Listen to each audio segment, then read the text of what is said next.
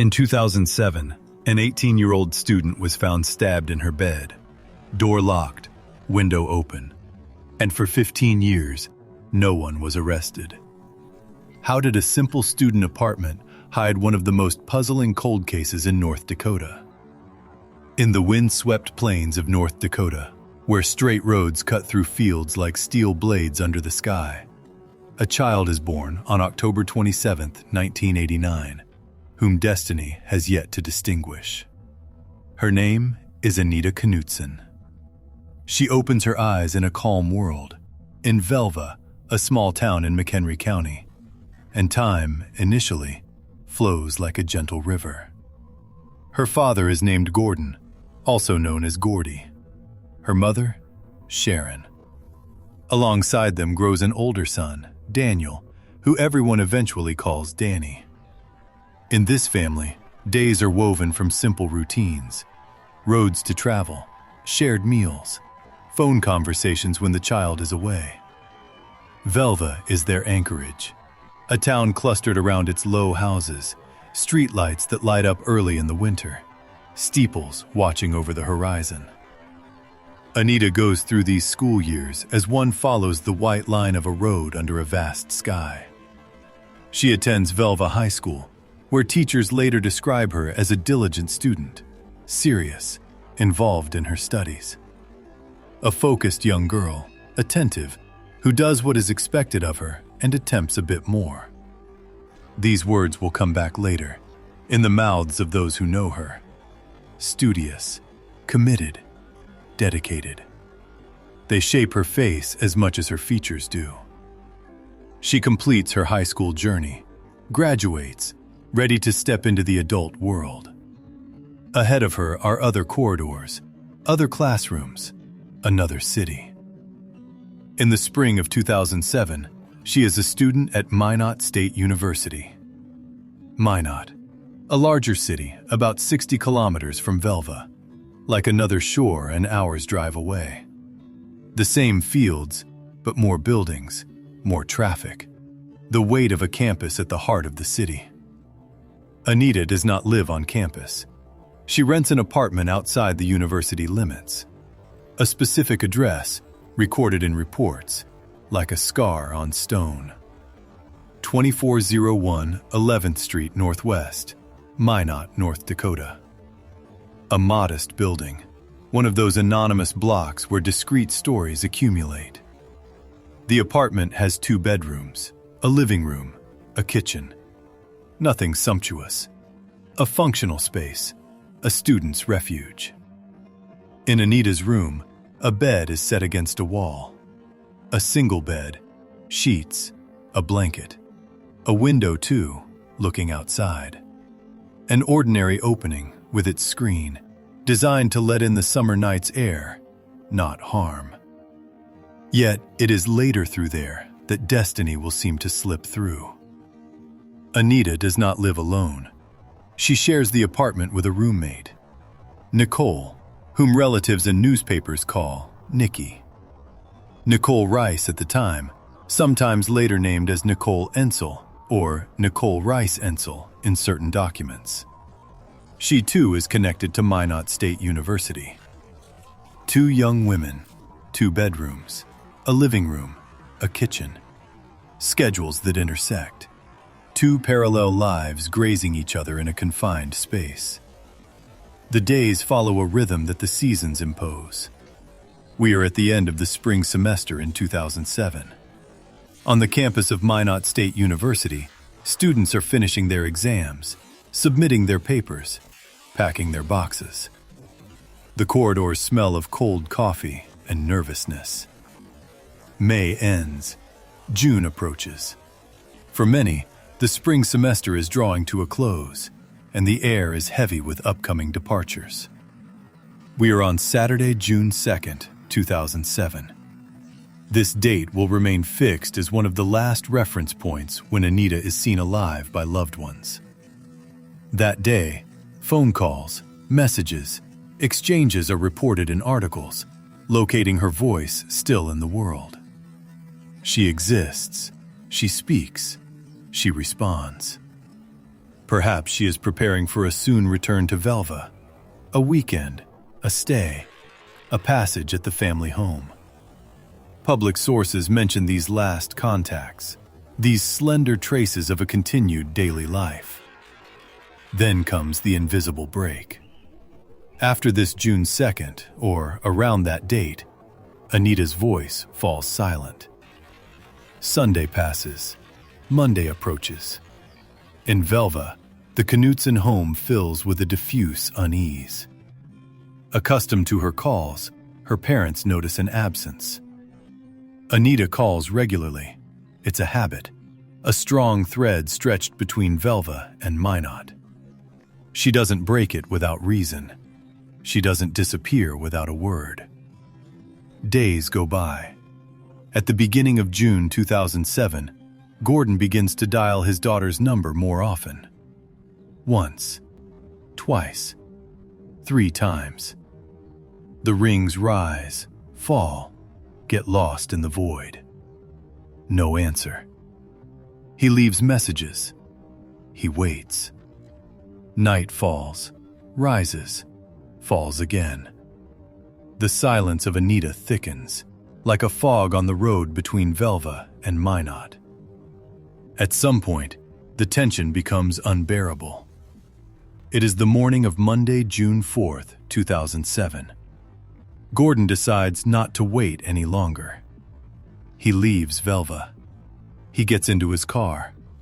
He takes the road toward Minot. The fields fade in his thoughts. He no longer really looks at the scenery. In his head, only one question echoes. Where is Anita? While he drives, the world seems ordinary. The trucks continue their journey. The wind sweeps the plains. The sun climbs. But for him, every kilometer that brings him closer to Minot is a muted heartbeat. He remembers his daughter as a child, her studies, her plans. He thinks of a phone outage, a demanding exam, a trivial delay. He tries to reassure himself. The road does not answer him.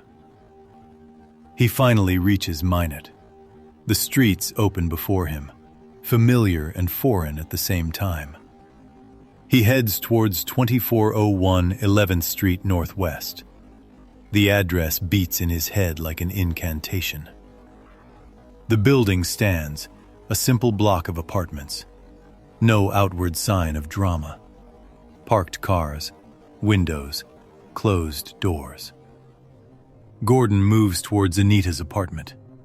He stands before the door. He knocks.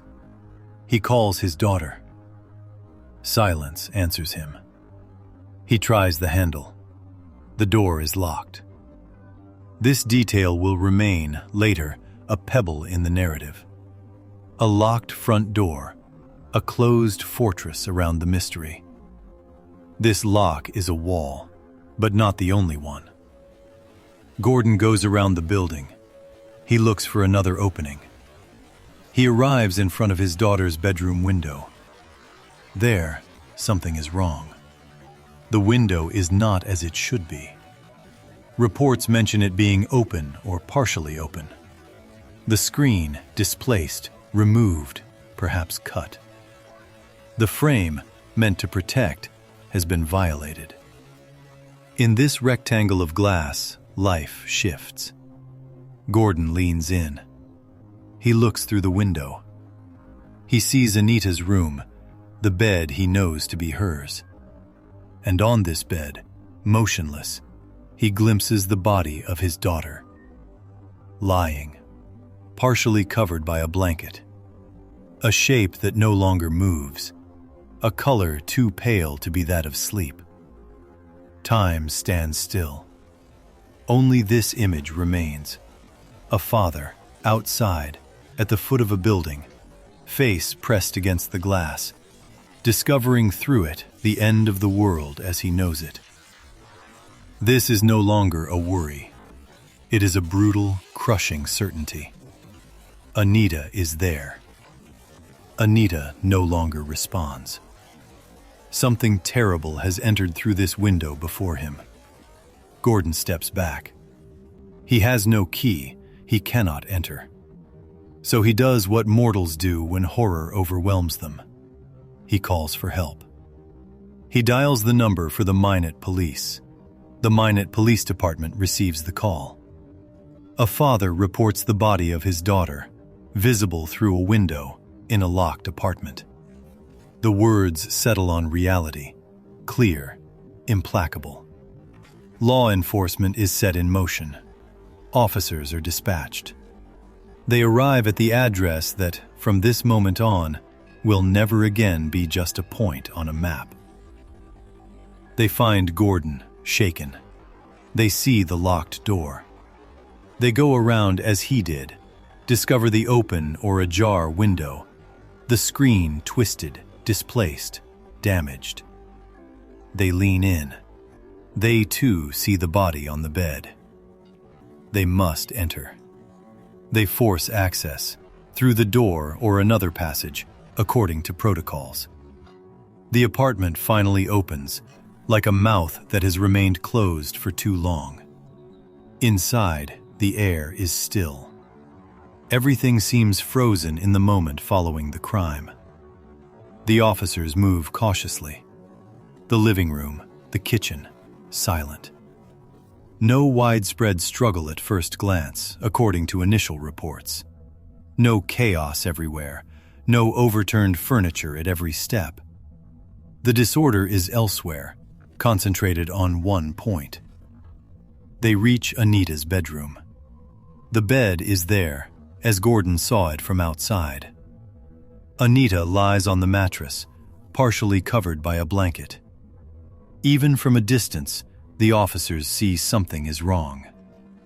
The position of the body, the absence of movement, the dark spots. They approach. They confirm what everyone fears. The young woman is dead. On her body, the wounds are visible. Cuts, deep marks. Blows inflicted with a sharp weapon. A knife, according to what the medical examiner will later confirm. A rain of blows leaving no chance. It is a homicide. The apartment, this student refuge, becomes a murder scene. The police look around. They search for the weapon. They sift through the bedroom, examine the bed, the carpet, the furniture. Nowhere do they find the knife. The murder weapon is not there. It has disappeared, taken away, discarded elsewhere. This absence, cold, adds to the list of questions already arising. The window, behind them, is open to the outside. The screen has been removed or cut. The air enters, laden with an indifferent sun. The front door, however, was locked when Gordon arrived. This combination immediately haunts the minds of the investigators. A closed door, an open window, a young woman murdered on her bed, partially covered as if someone, after the violence, had attempted to close a gesture. Very quickly, procedures are initiated. The scene is cordoned off. Yellow tapes are set up, drawing a boundary between the outside and the inside. The Minot Police Department takes control of the investigation. The medical examiner is called in. Gordon, kept at a distance, must watch from afar the comings and goings around the last place his daughter lived. In the following hours, the announcement is prepared. The local media watch for news. The official information is released, measured, weighed. The Minot Police Department confirms the discovery of a body. Then, quickly, a word stands out: homicide. The victim is identified as Anita Knutson, 18 years old, a student at Minot State University. The city learns of it. The campus receives it like a shockwave. The first 24 hours unfold like a countdown. The homicide investigation begins. The officers of the Minot Police Department, possibly aided as needed by other state agencies, get to work. They must capture what time has not yet erased. Every minute lost takes away a clue, dissolves a trace. They start by questioning those within earshot. Gordon is one of the first. They ask him when he last spoke to his daughter. What were the last words, the last call, the last certain date? The investigators trace back to June 2nd. They tighten the chronology. They try to establish when the light went out in Anita's life. Another name immediately surfaces, unavoidable: Nicole. Nicole Rice, the roommate, sometimes referred to as Nicole Nikki Ensel in later articles. She shares the apartment. She knows Anita's habits. She is aware of the comings and goings. The police contact her without delay. She must say where she was in the preceding days, when she last saw Anita, what she knows about that end-of-semester weekend. These hours are full of sharp questions and sometimes vague answers. The police must move quickly, but without skipping steps. They examine the crime scene meticulously. The window open to the outside, the screen moved or damaged, the front door remaining locked. They try to understand how a murderer could have entered, struck, exited, without overturning the entire apartment, without leaving a weapon behind. The medical examiner, meanwhile, examines Anita's body. He sees the multiple stab wounds. He confirms what the eyes already guess. The cause of death is a homicide by stabbing. Reports will indicate multiple blows, repeated violence. The exact time of death remains to be specified, but already, investigators know the death dates back to the weekend preceding June 4th. Time, once again, becomes an enemy. What happened between June 2nd and June 4th dissolves in the silent hours. Outside, Minot learns the news via the media. An 18-year-old student, originally from Velva, has been found dead, murdered in her off-campus apartment. Minot State University, suddenly, must confront the image of a murder in the shadow of its buildings. The parents of other students turn to their children, to their phones, to their own silences. The Minot Police Department addresses the public. In statements to local newspapers, to the Minot Daily News, to channels like KX News, the authorities confirm the opening of a homicide investigation. They specify that no arrest has been made immediately. No name is given as a suspect at this stage. The police speak of a crime, not yet of a culprit. But they don't just inform, they call. A call for witnesses spreads in the community. Anyone who saw Anita in the days before June 4th, who noticed any suspicious activity near 2401 11th Street Northwest, who heard something abnormal, is urged to come forward. The investigators want to know who crossed that door, who approached that window, who moved in that neighborhood at the beginning of June. In the first 48 hours, the officers question, record, tighten their net. They take notes on Anita's movements, her plans to return to Velva, her last known contacts. They establish the routine of this young girl described as serious, dedicated to her studies, close to her parents. They trace the line of her life to the point where it breaks. And already, in this labyrinth of questions without answers, one certainty emerges. What happened in Anita's room is not an accident. It is not a fall, nor a crisis, nor a chance occurrence. It is a deliberate act, a repeated gesture, carried out by a hand that, somewhere, continues to live, to walk, to breathe. A hand that, for now, escapes notice. The window remains wide open on the enigma. The locked door keeps its secret. The cover pulled over Anita's body whispers of a gesture whose meaning escapes. And while the city holds its breath, still unaware that 15 years of night await, the first hours of the investigation come to an end, heavy with promises, hopes, and threats. In the files of the Minot Police Department, a name has just been entered, etched in iron. Anita Knutson, 18 years old, student, victim of a homicide. The rest, for now, remains in the shadows.